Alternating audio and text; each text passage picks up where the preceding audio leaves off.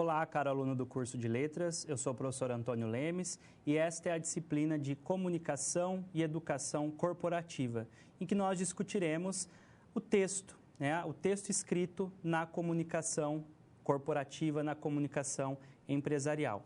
Ao longo de uma série de discussões no âmbito dessa disciplina, a gente pode perceber o quão importante é a comunicação dentro de uma empresa.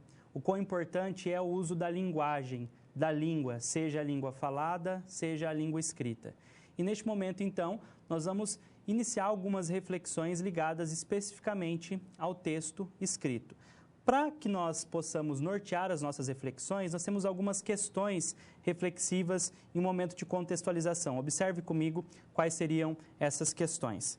A primeira delas, o que é um texto? Então, esse conceito que faz parte dos estudos da linguagem há muito tempo, que é objeto de estudo de tantas teorias, como ele pode ser definido? Qual é a importância desse conceito dentro do meio empresarial? Uma segunda questão para a gente pensar a respeito. O que garante, o que determina a compreensão de um texto? Esse processo de compreensão, de interpretação, que é bastante complexo, quais estratégias nós utilizamos e o que faz com que um texto pode ser, de fato, entendido, compreendido. Como deve ser a escrita no meio empresarial? Então, esse processo de registro gráfico da língua segue alguns parâmetros no meio corporativo. Quais seriam esses parâmetros? E quais os principais pontos de atenção no que diz respeito à elaboração de textos escritos nas empresas?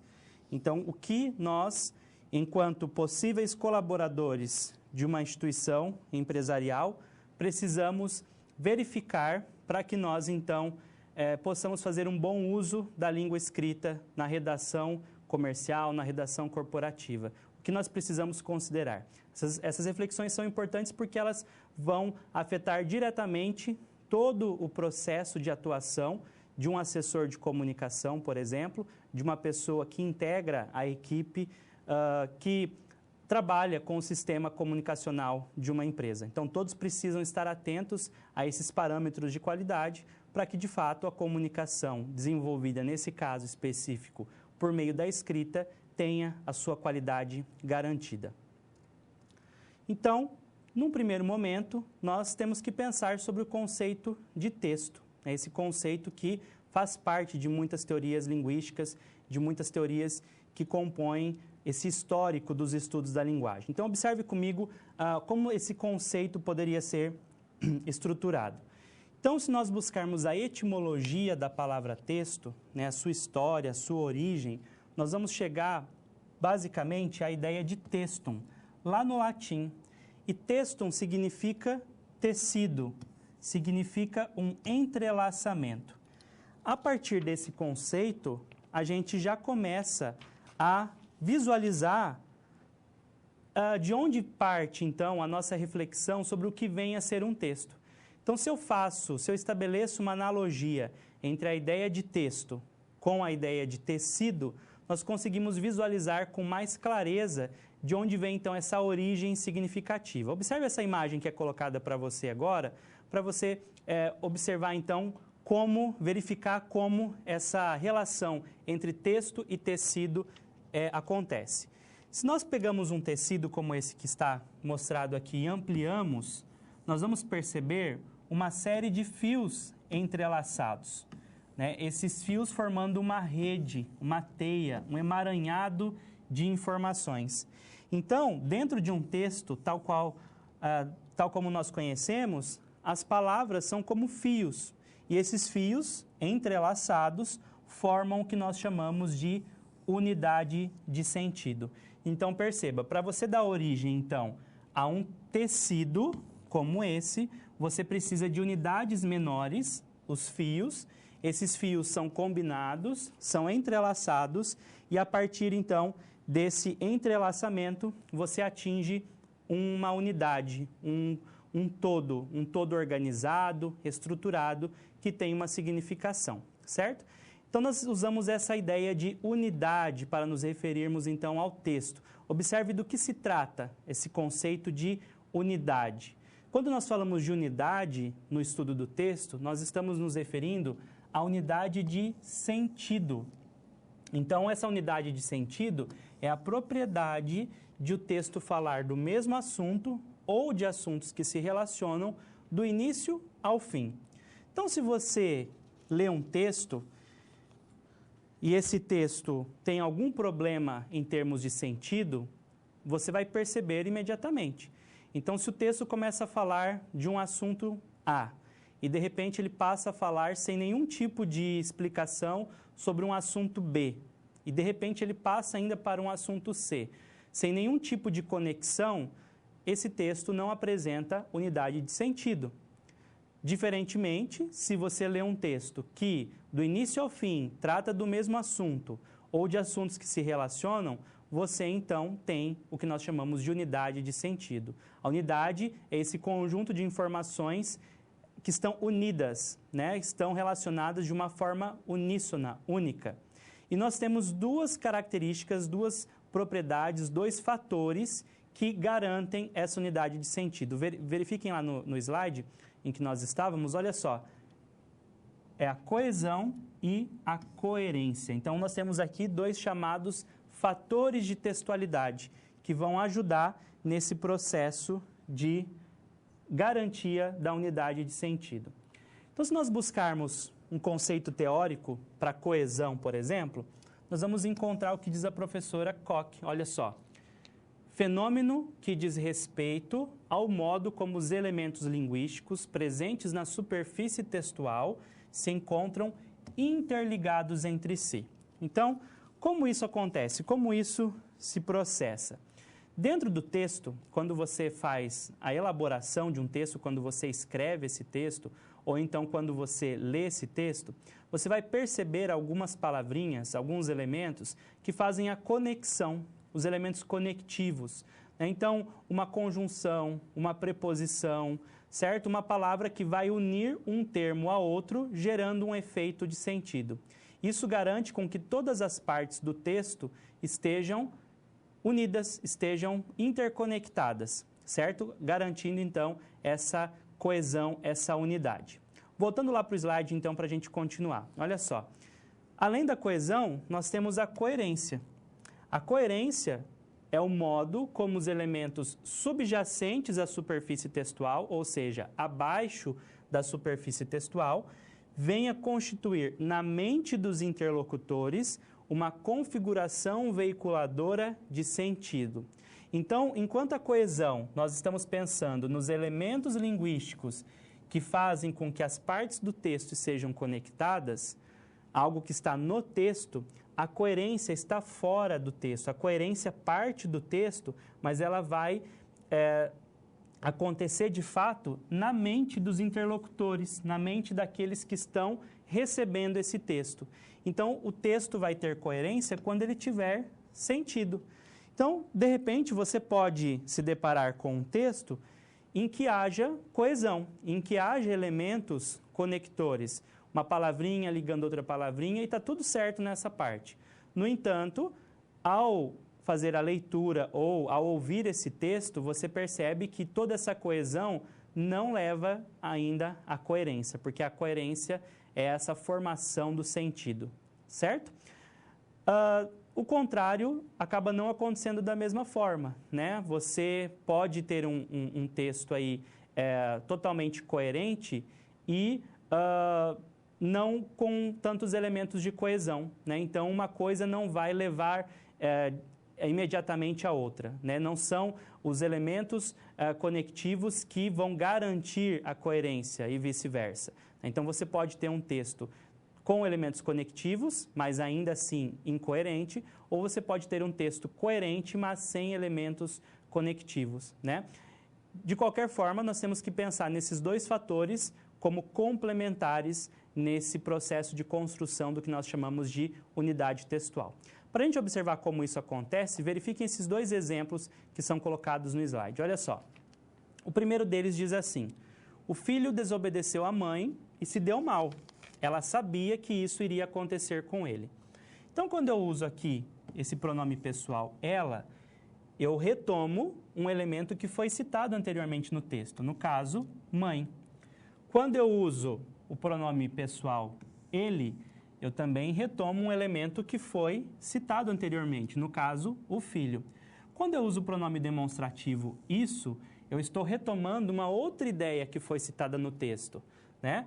O fato de ele se dar mal. Então, nós percebemos aqui que nós temos um texto com elementos coesivos que retomam termos antecedentes, ideias que já foram citadas, e, ao mesmo tempo, nós temos um texto coerente, porque ele transmite um sentido. Então, esse enunciado é, ao mesmo tempo, coeso e coerente. No segundo exemplo, nós temos o seguinte enunciado. A mulher entrou afobada fora da sala. Ele sentou-se, pois estava sem lugar disponível. Então, aqui a gente tem alguns elementos conectivos também. Eu tenho, por exemplo, o pronome pessoal ele, mas, nesse caso, esse pronome não retoma nenhum outro termo do enunciado, porque o natural seria ela, para se referir à mulher, certo? Além disso, eu tenho aqui uma contradição entre as ideias de entrar e fora. Como que você entra fora de algum lugar, né? E também uma outra contradição. Como você se senta se estava sem lugar disponível? Então, nós percebemos aqui um texto que contém elementos conectivos, mas é um texto incoerente. Então, o que nós temos que buscar sempre é algo parecido com esse primeiro caso. Um texto coeso e, ao mesmo tempo, um texto coerente.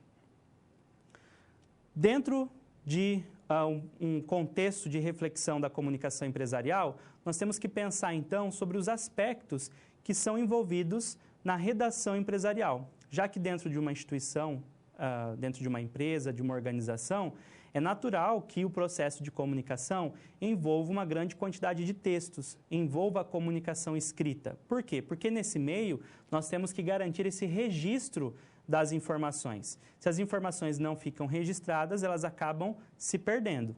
É claro que hoje nós verificamos que muitas empresas dão lugar para esse arquivamento nas nuvens, né? Um arquivamento digital na internet, por meio dos computadores. Elas estão substituindo os papéis por arquivos no computador. Mas ainda assim, mesmo nesses arquivos, o que nós temos lá são textos escritos. Então, a redação empresarial precisa ser pensada nesse contexto, certo? Avance comigo lá para o próximo slide. Aqui nós temos, nesse esquema, de acordo com o Gold, algumas características do texto empresarial moderno. Então, dentro desse contexto de globalização, de modernidade, de uso da linguagem, o texto empresarial precisa atender a alguns critérios, né? Então, ele precisa ter clareza, ele precisa ter coerência, como nós vimos, né? Uma construção de sentido adequada, ele precisa também trazer uma linguagem adequada, ele precisa ser objetivo, né? Ser direto, precisa ser conciso e algo muito importante, ele precisa de correção gramatical. Esse aspecto é essencial. Se nós fizermos uma pesquisa, nós vamos verificar que hoje muitas empresas, inclusive, estão incluindo testes de escrita no seu processo seletivo, justamente para filtrar aqueles candidatos que sabem como fazer um bom uso da língua escrita especificamente. Por quê? É comum textos mal escritos, textos que geram problemas na comunicação e, dependendo do modo como esse erro acontece, você pode afetar a compreensão do texto de forma global. Isso pode gerar um grave problema de comunicação, de fluxo de informação dentro da empresa. Você pode alterar por completo o teor da mensagem, certo? Você pode dizer completamente o oposto daquilo que você pretendia, de acordo com a estrutura linguística que você acaba escolhendo. Daí a necessidade de as empresas cada vez mais se atentarem a aspectos do texto empresarial, especificamente a correção, certo? O atendimento à norma da língua. Avançando lá no quadro, a gente tem agora alguns aspectos relacionados a problemas que podem surgir se os textos empresariais forem mal escritos. Eu acabei de comentar que nós podemos afetar a comunicação de forma global. Mas, além disso, se ocorre a circulação de documentos empresariais mal escritos, nós podemos ter uma série de consequências. Por exemplo, nós podemos ter um privilégio na troca oral de informações. Então, se os textos estão mal escritos, as pessoas acabam recorrendo mais à oralidade. A oralidade é ruim? Não, ela não é ruim, ela deve fazer parte da empresa. No entanto, não há o registro.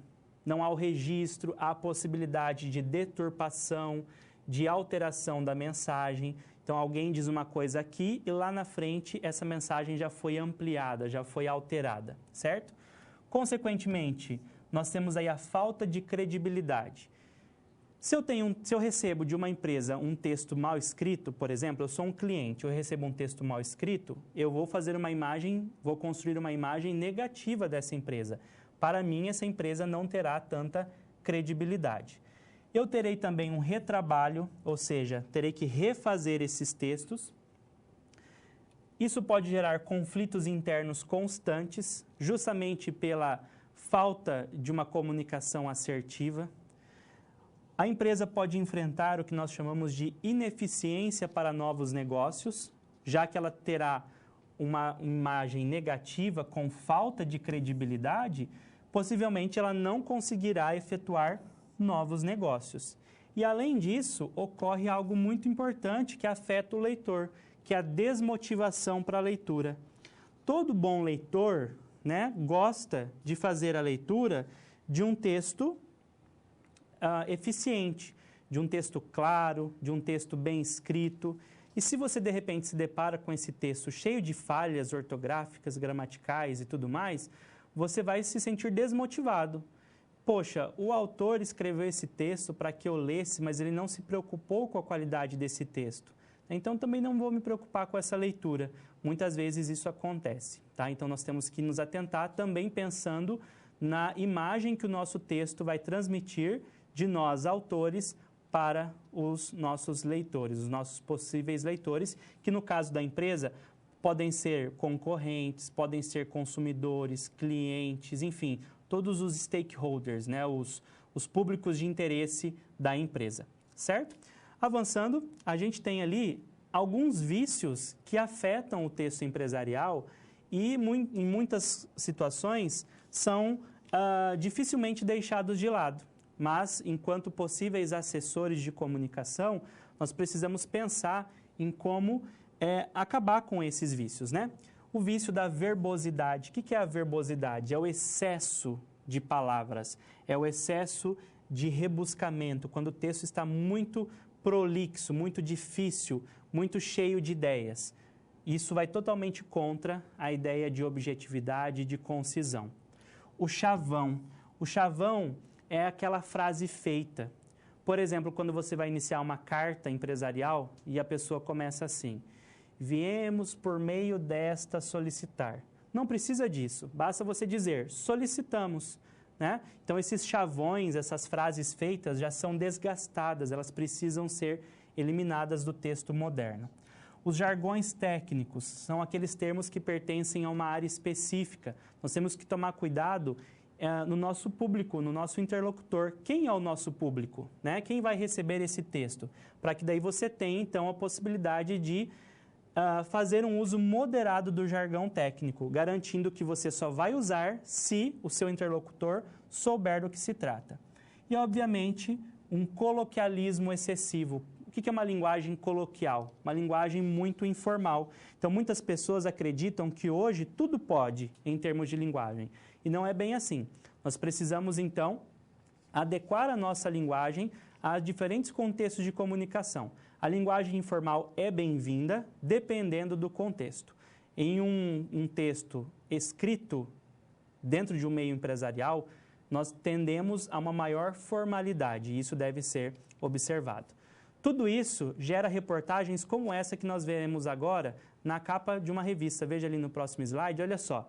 Essa revista de 2001, nós já temos aí bastante tempo, quase 2 décadas. E a reportagem de capa diz assim: falar e escrever bem.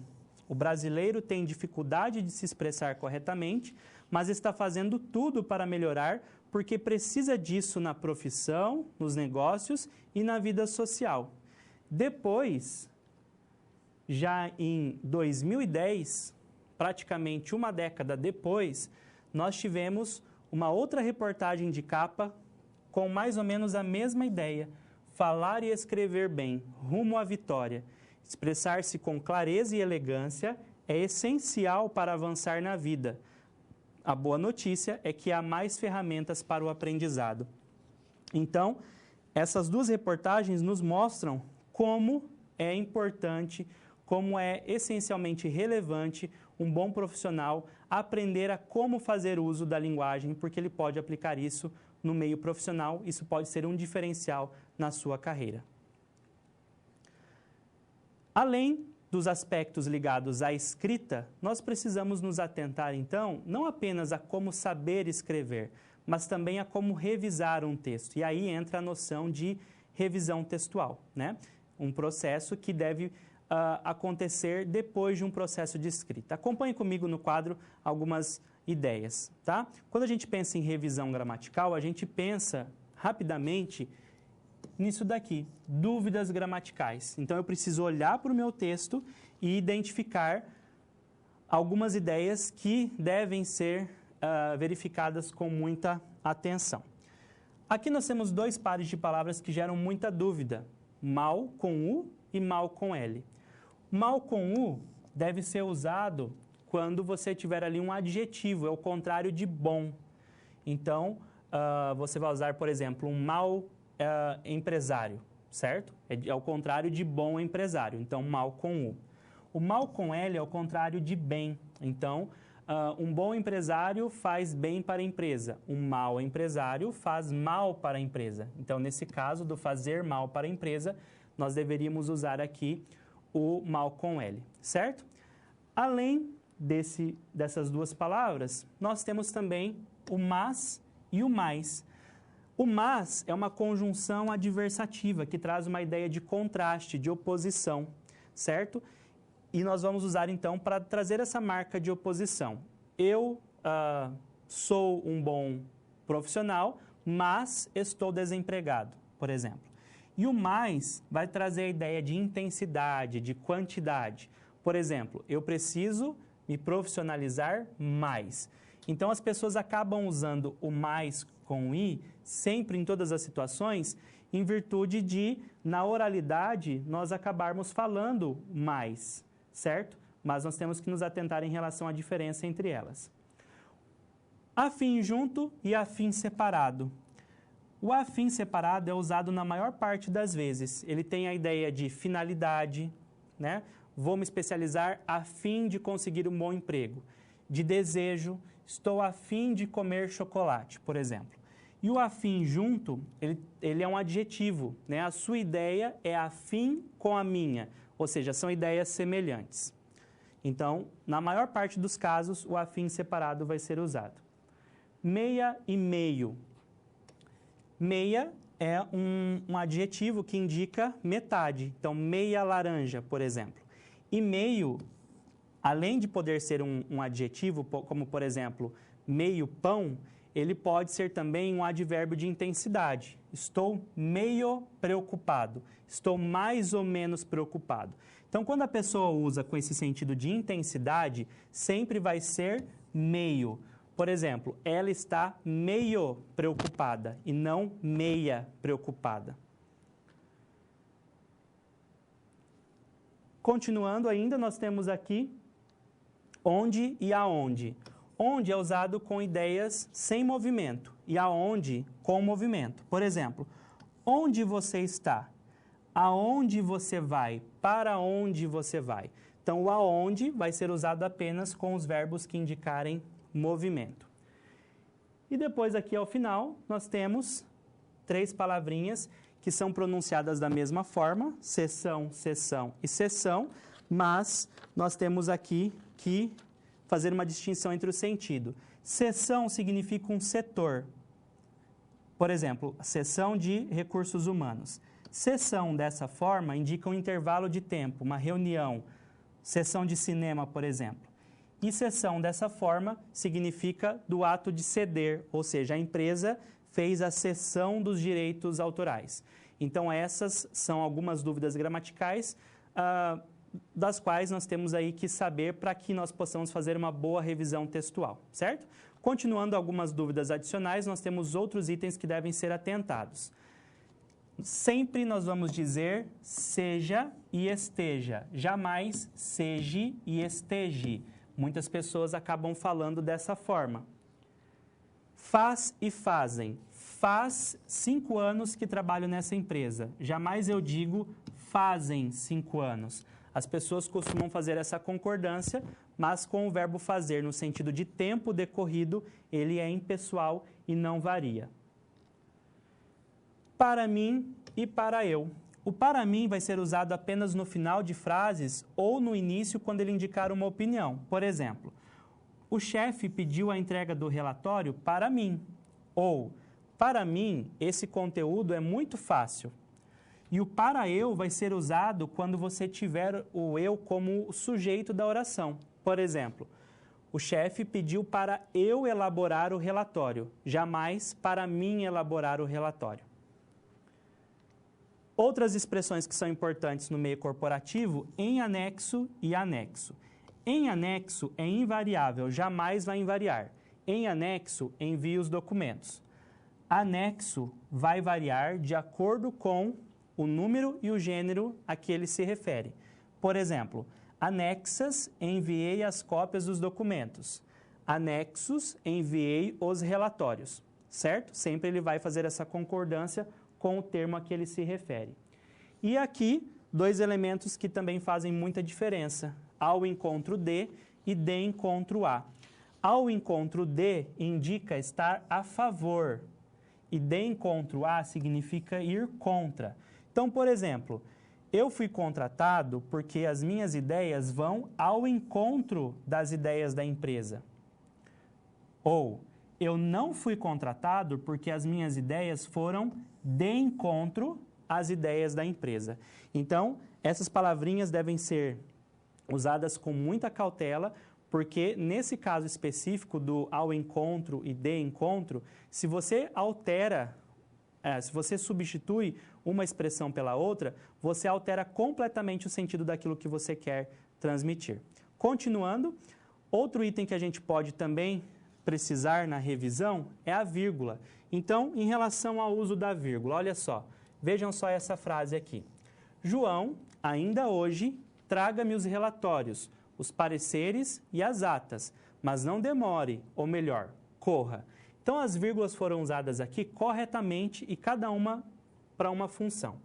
A primeira vírgula foi usada para separar o vocativo, ou seja, é aquele termo que marca com quem eu estou falando. Depois, essa segunda vírgula foi usada para isolar uma expressão que marca um tempo, ou seja, um adjunto adverbial, uma expressão temporal. A terceira vírgula foi usada para separar elementos que estão numa enumeração, relatórios, pareceres, certo? Eles estão numa sequência, numa enumeração. A outra vírgula foi usada antes da conjunção mas. Então, antes de algumas conjunções, de alguns conectivos, nós usamos vírgulas para fazer a separação entre as orações. E as 2 últimas vírgulas foram usadas para separar uma expressão corretiva, ou uma expressão retificadora, como ou melhor, isto é, ou seja, certo? Então, a vírgula também é um elemento que pode fazer a alteração do sentido e nós precisamos nos atentar muito à pontuação, porque também uma vírgula fora do lugar pode gerar um problema gravíssimo de comunicação. Um outro elemento, vamos lá para o quadro, que diz respeito à revisão, é o uso dos porquês. Nós temos 4 tipos de porquê. 2 sem acento, um separado e um junto, e 2 com acento, um separado e um junto. Então, nessa tirinha, nós temos um exemplo de como eles são usados. Por que é separado? Então, aqui o personagem usou no início da oração, para fazer uma pergunta direta. Por isso que é separado e sem acento. O pai dele responde, porque não é junto. Então, ele usou aqui o junto e sem acento porque ele está dando uma resposta. Então, para introduzir explicações ou causas, nós usamos o porquê junto sem acento. Depois o personagem pergunta, mas por quê? Aqui ele usou o separado com acento, que vai ser usado apenas em perguntas diretas ou indiretas, quando estiver no final da frase. Depois dele não pode haver mais nenhuma outra palavra. E por fim, o porquê eu não sei.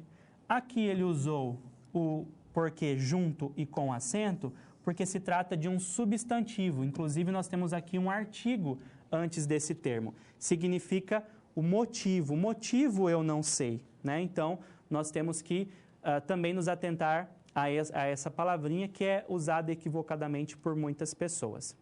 E por fim, um último item também que gera muitas dúvidas, vamos lá para o quadro, diz respeito à crase.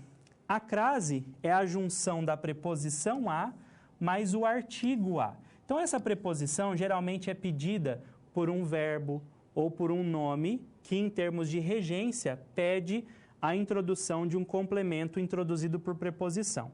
Se esse complemento tiver antes dele um artigo definido feminino, nós teremos então o fenômeno da crase, que é quando nós colocamos o acento grave para indicar que houve essa contração, essa junção da preposição mais o artigo. E muitas vezes isso não vai acontecer. Por exemplo, aqui, olha, manuscritos de Drummond vão a leilão. Por que essa crase está errada? Porque nós não empregamos crase antes de nomes masculinos, certo? Então, nós precisamos também fazer uma revisão das normas gramaticais, retomar os nossos conhecimentos, aprender aquilo que nós precisamos.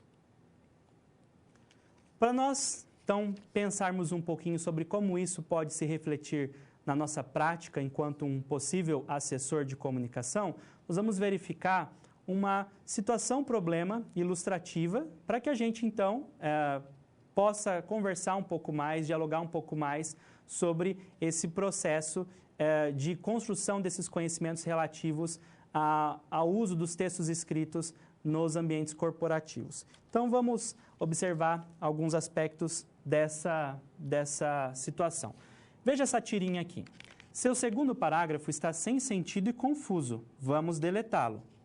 Eu sou uma escritora técnica altamente qualificada. O que lhe faz pensar que pode fazer meu trabalho melhor?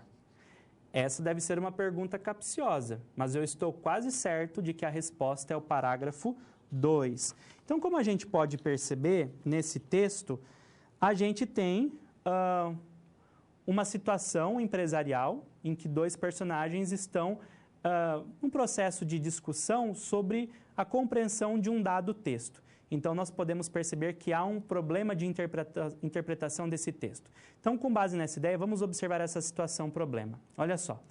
O João integra a equipe de assessoria de comunicação de uma empresa.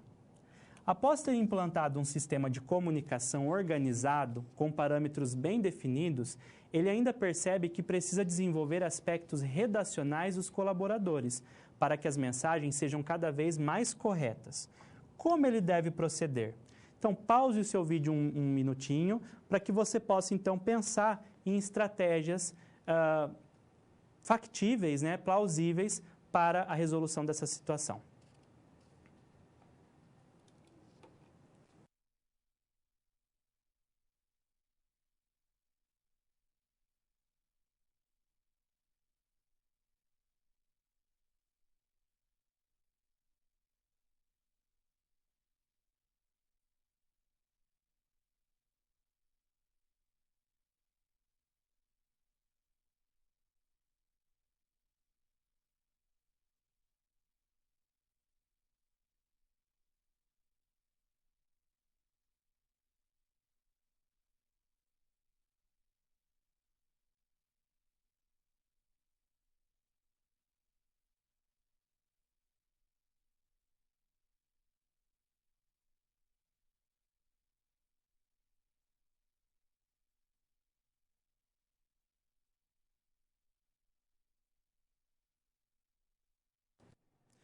Então, a nossa situação-problema envolve o desejo de um assessor de comunicação de desenvolver a escrita dos seus colaboradores, né? Então, nós temos algumas ideias possíveis para a sua atuação. Verifique comigo no próximo slide. Olha só, nós temos lá, então, algumas estratégias. Ele pode, por exemplo, promover um curso, um encontro de capacitação.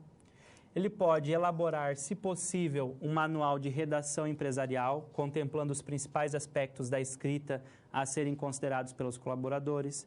Ele pode verificar a necessidade de submeter os textos a serem publicados nos canais de comunicação externa, principalmente, a um revisor textual, padronizando o fluxo de revisão.